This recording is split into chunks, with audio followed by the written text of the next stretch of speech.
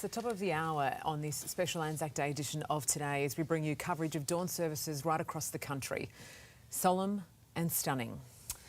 Check this out.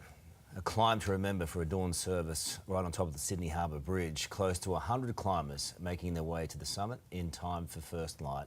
Let's check in with our reporting team across the country this morning. First to Lara Vella at the Cenotaph in Sydney. Lara, some moving scenes where you are. Well, Sarah and Carla, very good morning to you once again. It really warms the heart to see every single year so many people, so many generations, young and old. In fact, you can see some of them behind me, coming down here to the Cenotaph at Martin Place to pay their respects. Sarah, already I've spoken to a handful of people and the stories that they have shared with me this morning are absolutely remarkable. Every single person down here this morning has a connection to the Anzac legacy. What does Anzac Day mean to you? It just means getting together with mates and remember the fallen, and my mates that I toured Timor, Iraq and Afghanistan with. Just means a lot, and having my good friends with me today means the world to me. So yeah, it's been great. How proud are you of your dad? Very proud. Really proud, yeah. What makes you so proud of your father? His service he did in the army and overseas. Just about remembering those who've fallen, the service of the friends who are still here and those who aren't. Those who didn't make it home. Well, I'm very proud that because of my dad that served in the military in the 2nd 30th Battalion. You're wearing his medals today? Well, I'm wearing his medals, yes. So, yeah, I'm proud to be an Australian. Sarah, in under 2 hours' time, the traditional Anzac Day march through the heart of Sydney's CBD will get underway, and this year we are expecting more than 10,000 people will be taking part in that service. Lara, thank you. Isabella Stashkowski is at the Shrine of Remembrance in Melbourne. Is the service touched on this year's theme of peace? It certainly did, Carl. Sarah, good morning to you. The theme here is all about peace, the peacemakers and peacekeepers. It was a sombre and a moving service, and I can tell you that we've just got information in that there were 40,000 people here in Melbourne at the Shrine of Remembrance, shoulder to shoulder, paying their respects to former and current servicemen and women. It was an incredible moment. There was a moment of silence, of course, the bugle played, and everyone stood there together as the lights started to come up. And you can still see behind me here, there are quite a number of people still here paying their respects at the Shrine of Remembrance. It is going to be, of course, quite a big day, and I want to bring in Daryl Top. He is a veteran, he's a former Air Force member, and he's playing a pretty incredible role today. Daryl, you are going to be the guest speaker at the march, which will take place in a couple hours' time. How are you feeling ahead of that? I'm feeling pretty good at the moment. Maybe a little bit nervous before I get up there, but yeah, no, feeling pretty good. You said to me yesterday that it's such an honour to even be asked. Oh, absolutely. For me, it's one of the biggest honours I could ever get, and I'm very humbled to be asked. It's been good.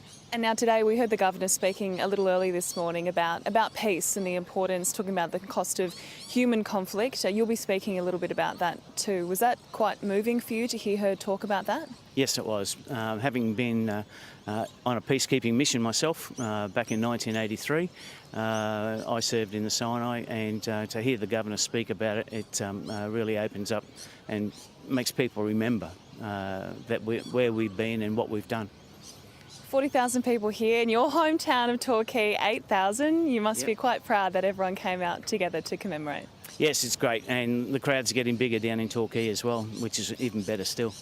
Yeah. Thank you so much for your time. Thank you. And of course these crowds will go on and meet down at St Kilda Road. That march is going to be taking place around 9 a.m. will start, and families will be lining the streets there. A very special day in Melbourne. Of course, we had the Anzac Eve game last night, and then we've got a very big day of footy this afternoon. So I'm sure everyone will be coming together to pay their respects and of course spend time together with their loved ones. But a very moving service here in Melbourne this morning, and as I said, that information just in, 40,000 people again here in Melbourne at the Shrine of Remembrance. Carl.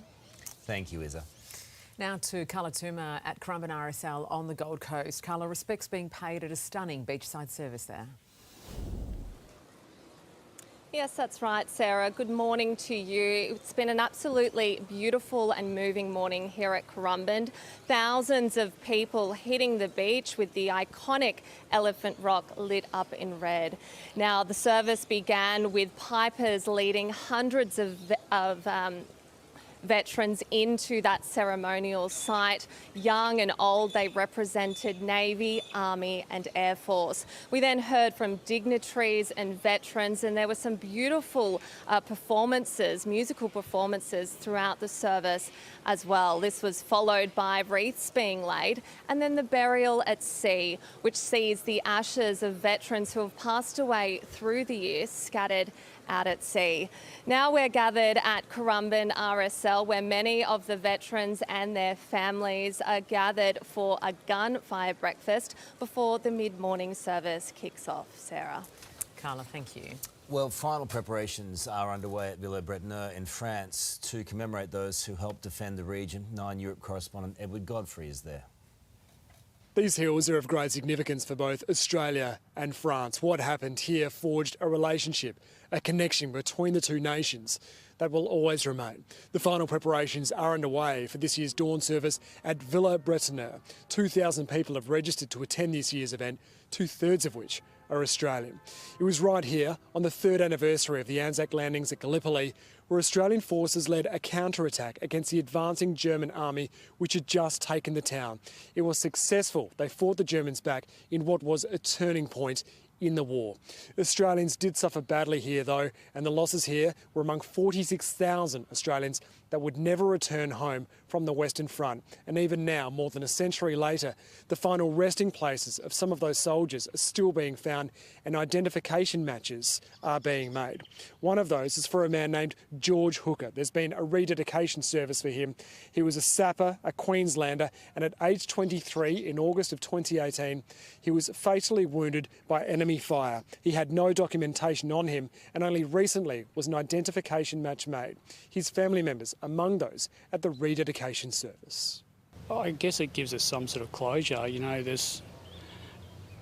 George is just one of many thousands of soldiers who is still, we don't know who they are or necessarily where they're buried. In Amiens, there's been the unveiling of a new bridge of friendship in memory of Australian Army engineers, a symbol of the link between our two nations. Australian school children taking part in that ceremony. This region in the French countryside holds a special place in the hearts and in the memories of Australians. Let's go to Gallipoli where we have 9 Europe correspondent Jess Millwood. Jess, crowds are starting to arrive where you are now. Good morning, Sarah and Carl. They are. Gates have not long ago opened here at Anzac Cove at the Gallipoli site, and crowds have been streaming in quite quickly to get the best vantage point here. You can see there people have brought out sleeping bags, rugs, because we are still 6 hours away from the dawn service getting underway here at Gallipoli. Of course, many people make this pilgrimage here to Gallipoli, but so many have been here now for several days, touring this site and hearing the stories of the Anzacs and really getting a sense of what they went through. I caught up with one man from Queensland. His name was Eddie. Take a listen. It is my first time, and the reason I'm here is that I served for 24 years in the Army, and it's always been a dream of mine to come over and see what I've been doing in the Army for so long on this day. And for many people like Eddie, like myself, this will be their first time coming here. And guys, you really feel very lucky, very privileged to be part of this service at the site where our Anzacs landed 109 years ago. Of course, every dawn service, be it Melbourne, Sydney, Brisbane, right across the nation, they're all incredibly moving. But you get the sense that this one is something else. This one is really going to be something special. And as the PM mentioned, those men would have felt so far away from home. We are very far away from home here. So it's hard to put into words the feeling that is across Gallipoli at the moment and what we are about to witness just in around 6 hours' time at dawn. Look, you're a girl from Brizzy. You would have been to the local services there, reported on our show many times, Jess. To walk on that sacred land where so many sacrificed their lives Try and put it into words for us, just your experience.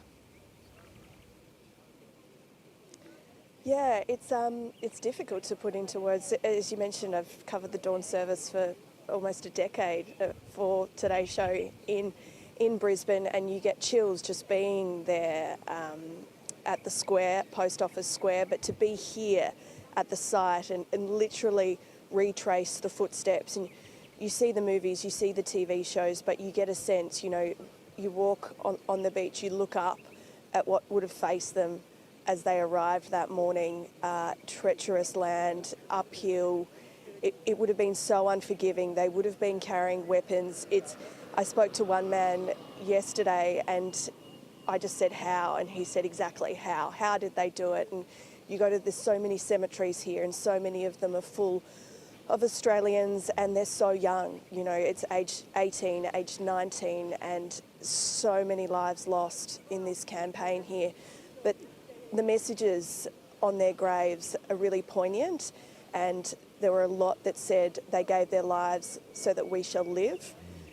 And so to think it's been 109 years since they arrived here and the interest in people coming here to honour them doesn't wane, I think that that's just so important that we continue to make this pilgrimage here to Gallipoli if we can, to remember them. Yeah, well said, Jess, well said. Looking at a lot of those soldiers too, and once they pulled out, went into the western parts of France, and what they saw there, we lost a generation of young soldiers there at a time. Yeah, and Villers-Bretonneux now, which honours our diggers in the most beautiful way, and we'll be crossing there in a little bit as well. Hey there, Today fans, Sarah and... What's my name again? Oh my goodness, Carl. Hey, thanks for watching our YouTube channel, though. Subscribe now for more news, special reports, and amazing Aussie stories. And Carl misbehaving, Whoa, of course. That never happens. Always happens. What's she talking about?